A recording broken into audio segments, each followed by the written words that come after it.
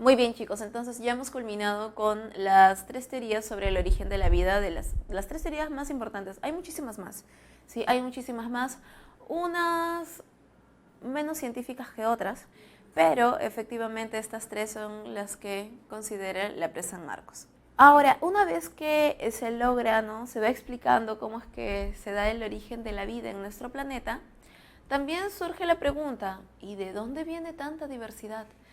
Los grandes naturalistas que se llamaban en aquella época, los científicos de la época, los naturalistas iban observando cómo se diferenciaban o eran muy similares los animales de aquella época.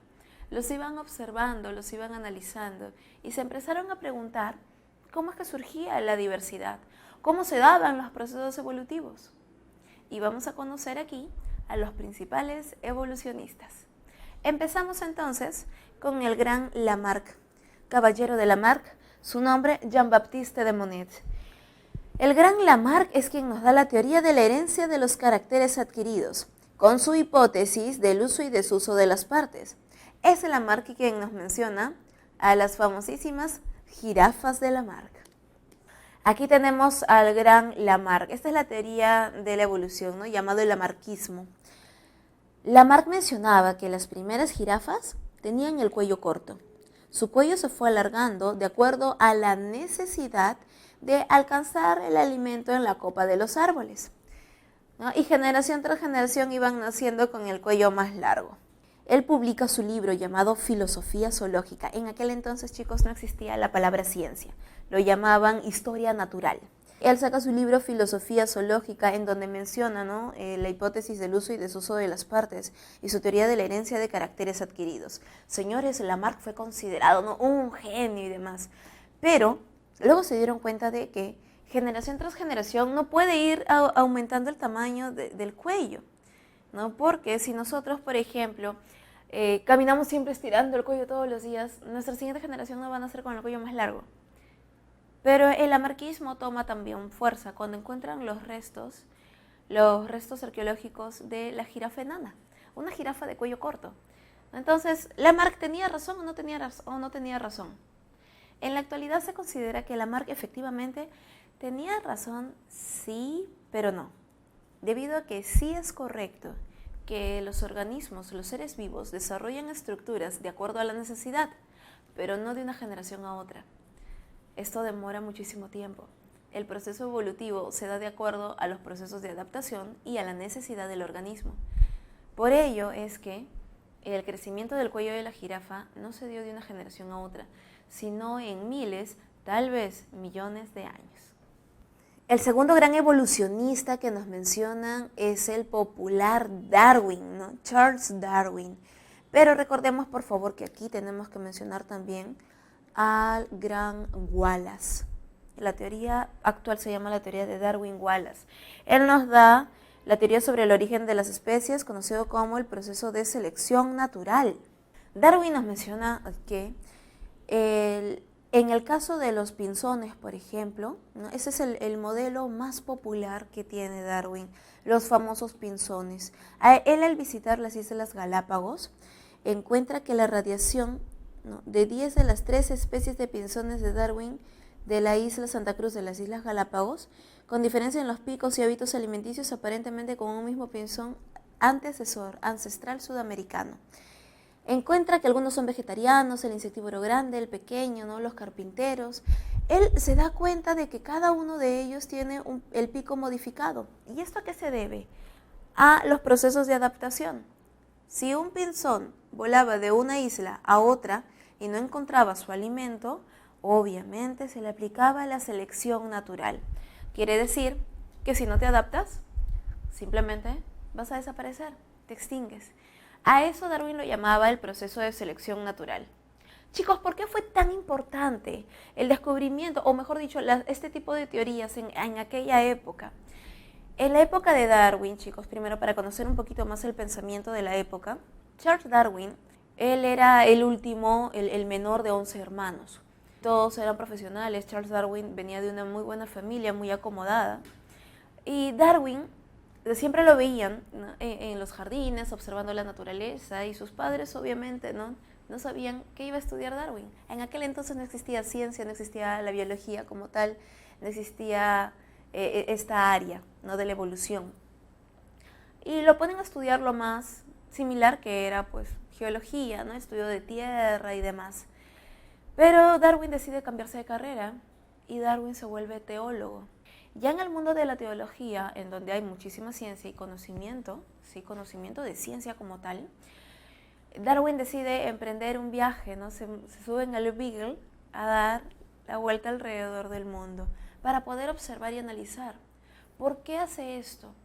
Porque, señores, el pensamiento de la sociedad de aquella época era que Dios había creado a los animales tal y como existían en ese momento, por una interpretación literal, ¿no?, de aquel libro que habíamos mencionado.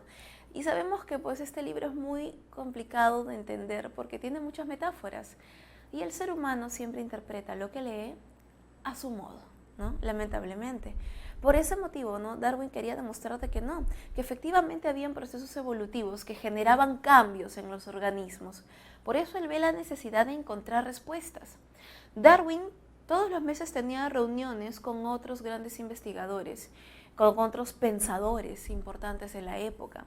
Y Darwin era muy respetado, pero Darwin tenía un problema. Él era un poco inseguro, ¿sí? Wallace también participaba de aquellas reuniones.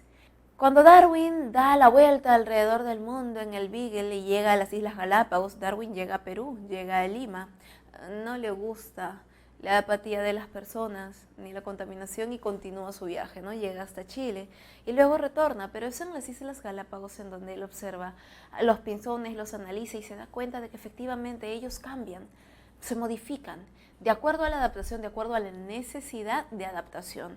Y a esto lo llamó la selección natural, ¿no? Y Darwin hace su primer arbolito, que este evolucionó de este y de aquí salieron estas dos especies y esta luego pudo modificarse a esta y a la otra. Construye un árbol filogenético, el proceso evolutivo. Para la época, chicos, esto fue todo un boom. Wallace, por su parte, realiza un pequeño viaje de Europa y llega hasta Brasil. La diferencia entre Darwin y Wallace era que Wallace no tenía la cantidad de dinero que tenía Darwin. Wallace, aparte de esto, tuvo muy mala suerte porque estuvo varado como unos 8 o 10 años. Estuvo perdido y cuando logra retornar a Europa se encuentra nuevamente con Darwin y Darwin todavía no publicaba sus teorías. Todos lo animaban a que publicara, pero Darwin no lo hacía. Se dice que cuando Wallace se reúne con Darwin, Wallace le da, ¿no?, sus apuntes, todo lo que él había analizado y pensado. Se dice de que cuando Darwin compara sus apuntes, sus conclusiones con las de Wallace, eran muy similares, casi idénticas. Y es ahí cuando Darwin toma, ¿no?, la fortaleza y la valentía de publicar. En aquel entonces, todo lo que era ciencia se publicaba en los periódicos y revistas. Y la gente de la época, la sociedad lo leía. A diferencia de ahora, ¿verdad? Entonces, llegan a un consenso, ¿no? Todos se reúnen y sabían que estas teorías eran de Darwin desde hace mucho tiempo más atrás. Wallace era un fiel seguidor, Wallace creía y obviamente él llega a las mismas conclusiones que Darwin. Por eso es que Darwin lo publica primero y cuando Wallace lo publica ya no tuvo el mismo impacto. Por tal motivo, en la actualidad se considera esta la teoría de Darwin-Wallace. No podemos quitarle crédito a Wallace porque efectivamente él también aportó muchísimo. Es así, chicos, como en la teoría sobre el origen de las especies se da la lucha por la existencia, la sobrevivencia del más apto, en donde encontramos que hay un modificador y selector, que puede ser el ambiente, el cual determina la selección natural. Las dificultades del ambiente para encontrar comida, para adaptarse al medio, es el determinante para la selección natural. Y esto va a modificar el genotipo, va a modificar los genes, ¿no? Y esto puede expresarse en el fenotipo. Obviamente el genotipo se va a dar las modificaciones. Sus modificaciones son heredables, son variables, son al azar. Las modificaciones aquí obviamente van a ser heredables, ¿sí? Van a ser heredables. Cuando hay modificación en los genes, estos se heredan a la siguiente generación. Pero cuando se dan modificaciones solo de fenotipo, es decir, cambio de color nada más, las modificaciones no se heredan, ¿no? Y al no heredarse no genera cambios en la siguiente y siguiente generación. La siguiente teoría del gran evolucionista es del gran Hugo de Bryce, que nos muestra la teoría de las mutaciones. ¿Y por qué recién sale aquí la teoría de las mutaciones? Porque, chicos, para esta época ya se conocía lo que era el ADN. Hugo de Bryce menciona a las mutaciones como la responsable de la evolución. Son variaciones hereditarias discontinuas. Pero ¿cuál fue su problema? Que Hugo de Bryce no considera la selección natural. Hugo de Bryce considera solo el proceso de la mutación. Hugo de Bryce propone su teoría de las mutaciones. La definición en su obra de 1901, La teoría de la mutación. Hugo de Bryce dijo que la mutación, que viene del latín mutare, que significa cambiar, eran variaciones hereditarias discontinuas que provocan cambios amplios. Sin embargo, como ya les he mencionado, no considera la selección natural como la principal causa de la evolución. Por eso es que su teoría no queda por completo como vigente. Sin embargo, años después viene el gran Theodosius Dobzhansky. Y es Dobzhansky quien, con su teoría moderna de la evolución, llamado el neodarwinismo, el cual es la teoría o corriente científica que engloba las teorías de la evolución que de alguna manera mantienen la esencia de la teoría darwinista, o sea, las variaciones aleatorias en los individuos y los procesos de selección natural. Esto se da gracias al gran Theodosius Dobzhansky. Esta es la teoría moderna de la evolución, la considerada en la actualidad. Muy bien, chicos, ahora vamos a pasar a el proceso de evolución. Sabemos que la evolución nos trae como consecuencia una diversidad biológica muy variable, pero en la actualidad sabemos que no existe ni el 50% de la diversidad de especies que existía hace millones de años. Obviamente estos se han ido extinguiendo debido a que son inestables o que no muestran las características necesarias para poder sobrevivir en la actualidad. Las evidencias de la evolución son la paleontología, anatomía comparada, embriología comparada, bioquímica comparada, citogenética comparada y biografía comparada. La paleontología sabemos que utiliza los restos fósiles, sean huesos, dientes, restos de ámbar, plantas petrificadas, conchillas, ¿no? Todas las estructuras que muestran evidencia de vida pasada. En la anatomía comparada vamos a encontrar las estructuras, ¿no?, análogas y homólogas para poder compararlos entre los individuos. La embriología comparada nos va a mostrar el desarrollo fetal y cómo se parecen diferentes animales en etapa embrionaria. La bioquímica comparada nos muestra moléculas iguales en organismos diferentes. La citogenética compara los cromosomas de diferentes especies y vemos las similitudes, mientras que la biogeografía nos indica la distribución de las especies y los procesos evolutivos que han surgido. De ahí es de donde deriva el proceso de la especiación, en donde tiene que haber un aislamiento geográfico, un aislamiento reproductivo y un aislamiento genético para que puedan surgir las especies. Y recuerden que Linneo propone la organización de la jerarquía, la llamada taxonomía, para la clasificación de los seres vivos. Partimos del reino, filum, clase, orden, familia, género y por último la especie. Vamos a ver cada uno de estos con mayor detalle. La primera evidencia de la evolución que vamos a detallar es la paleontología. Nosotros podemos encontrar restos, evidencias de vida pasada en restos de ámbar, en plantas petrificadas en roca, obviamente restos óseos, restos de dientes, todo lo que sea restos fósiles. La embriología comparada nos muestra también el desarrollo embrionario de cada uno de los organismos, las similitudes, ¿no?, y las diferencias. Vemos que en el primer estadio, mírenlos a todos, en el primer estadio todos somos parecidos y es que están comparando pez, salamandra, tortuga, pollo, cerdo, ternero, conejo, humano. ¿Qué tenemos en común todos nosotros, chicos? Todos estos individuos tenemos en común que somos vertebrados. Todos somos vertebrados, ¿verdad? Por ese motivo es que somos en realidad tan parecidos. Recuerden que de acuerdo a los procesos evolutivos, Los anfibios evolucionaron de los peces, los reptiles de anfibios, aves de reptiles y los mamíferos de un tronco primitivo de reptiles. Por tal motivo, nosotros encontramos aquí en el primer estadio muchas similitudes. Obviamente, el pez con la salamandra tienen mucho más parecido, miren es todo su desarrollo, se parecen bastante. La tortuga con el pollo, ¿no? Porque obviamente reptil, ave. Y luego ya el cerdo, ternero, conejo y humano somos muy parecidos porque somos mamíferos. Solo ya aquí en el último estadio, ahí recién se puede visualizar, ¿no?, las diferencias en el hociquito, en el rostro, ¿no? La colita que aquí permanece, aquí desaparece, no se queda como coxis nada más. Pero la embriología comparada tiene como objetivo demostrar que efectivamente nosotros hemos tenido ancestros en común, lo cual, señores, se ha evidenciado con el ADN, ya que nosotros encontramos que en nuestro ADN tenemos genes de prácticamente todos los animales, hasta genes también de otros organismos que no son animales. Por tal motivo, la embriología comparada se demuestra como una evidencia de la evolución. La anatomía comparada analiza estructuras homólogas y estructuras análogas. ¿Cuándo es una estructura homóloga? Chicos, homóloga es cuando tiene el mismo origen, pero diferente función. ¿Sí? Mismo origen, pero diferente función. En cambio, las análogas se caracterizan porque ellas son diferente origen, pero tienen la misma función. Esa es la gran diferencia que vamos a tener aquí. Miren, son inversos. Una estructura homóloga quiere decir mismo origen.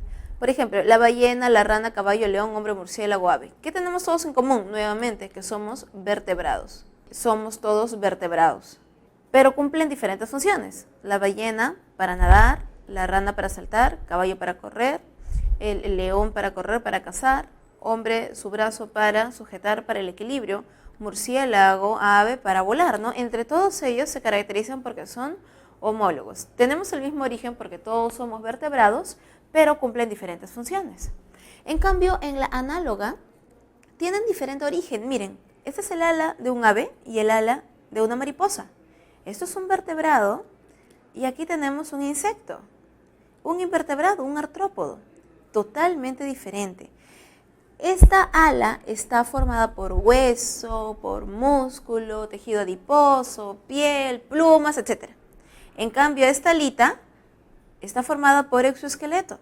Es totalmente diferente su origen. Sin embargo, ambas se utilizan para volar. Tienen la misma función. A eso se refiere la anatomía comparada. Muy bien, chicos. Ahora, en la parte de bioquímica comparada, nosotros vamos a encontrar mismas moléculas, ¿sí? Mismas moléculas en diferentes individuos. En su libro ustedes les mencionan, por ejemplo, el citocromo oxidasa, el CoI, que esta molécula la encontramos en muchos organismos, en prácticamente todos los organismos, y se utiliza para evidenciar evolución. Otro ejemplo de bioquímica comparada es, si a ti te mencionan que los pelos de un mamífero, las plumas de un ave y las escamas de un reptil están hechos los tres de queratina, ¿qué encontramos? Misma molécula en diferentes individuos. Claro, de diferente forma, pero es la misma molécula. Por ejemplo, si te dicen de que nosotros tenemos una proteína en nuestro cuerpo, el colágeno. El colágeno que tenemos los seres humanos es muy parecido, igual el colágeno que tienen en la vaca, el colágeno que tiene en el caso de los caballos, en el caso de las ovejas. Es la misma molécula, pero en diferentes individuos. A eso se refiere la bioquímica comparada. Bioquímica, moléculas. Comparamos las moléculas que están en diferentes organismos, pero nos damos cuenta de que son iguales. Eso también es muy importante, porque es por ello que nosotros podemos tomar suplementos que vienen de otros organismos. Eso es lo que nos da la bioquímica comparada. La citogenética comparada analiza los cromosomas iguales o similares que hay de igual manera, mismos cromosomas en diferentes organismos o cromosomas muy similares. Por ejemplo, los seres humanos tenemos 2n igual 46. Esto es en el humano, en el Homo sapiens sapiens. Sin embargo, los organismos que tienen 2n igual 48 son el gorila, el chimpancé y el orangután. Y es más, ellos tienen la misma cantidad de cromosomas. Y sus cromosomas son muy similares. Se dice evolutivamente que nosotros, los seres humanos, no tenemos los cromosomas. ¿De qué tipo? Nosotros no tenemos cromosomas telocéntricos. Nosotros tenemos cromosomas metacéntricos, submetacéntricos y los acrocéntricos. Pero ellos tres sí tienen submetacéntrico, tienen acrocéntrico y tienen telocéntricos. Se dice que este par adicional que ellos tienen de los telocéntricos es un par de metacéntricos que se partieron a la mitad. Y de esta manera se originan los telocéntricos en el caso de estos animales. Entonces, ¿quién fue primero? ¿El humano o ellos? ¿O es que en ellos se unieron dos telocéntricos para formar un metacéntrico? Los cromosomas tienen un comportamiento bastante particular y muy interesante. La ciencia obviamente aún no ha descubierto todo el proceso evolutivo del ser humano. Tenemos muchos vacíos realmente. La citogenética comparada demuestra esto, chicos. La biogeografía estudia la distribución de los organismos a lo largo de la evolución y su proceso de migración. ¿Recuerdan la época de la Pangea? ¿No? Por ejemplo, cuando todos los continentes eran uno solo, ¿no? Por aquí América del Norte, América Central, América del Sur, África junto con América del Sur. En aquel entonces existía, por ejemplo, un camélido primitivo. Este camélido primitivo se encontraba en toda esta distribución. Pero cuando la Pangea se separa, encontramos que al separarse, la población que se queda en América del Sur y la población que se queda en África, obviamente ya no pueden reproducirse. Por lo tanto, aquí, los individuos que se quedan en América del Sur desarrollan especies como la llama, la alpaca, la vicuña, guanaco. Desarrollan esas especies. Mientras que en África desarrolla el camello de una joroba, el camello de dos jorobas, dromedarios, entre otros. Ellos son primos lejanos. Este proceso se da por biogeografía, una separación física, ¿verdad? Y obviamente eso también nos conlleva procesos evolutivos, en donde vemos el proceso de especiación. Encontramos estos animales distribuidos, pero con un ancestro en común, que obviamente ya no existe en la actualidad, porque de acuerdo a las condiciones geográficas, ellos se fueron extinguiendo y dieron paso a nuevas especies. De esta manera es como encontramos primero el aislamiento geográfico, tienen que estar separados. Al estar separados entre ellos no pueden reproducirse y al no poder reproducirse no pueden mezclar genes. Al encontrar estas tres etapas, el resultado es el proceso de especiación. Surgen nuevas especies en el ambiente.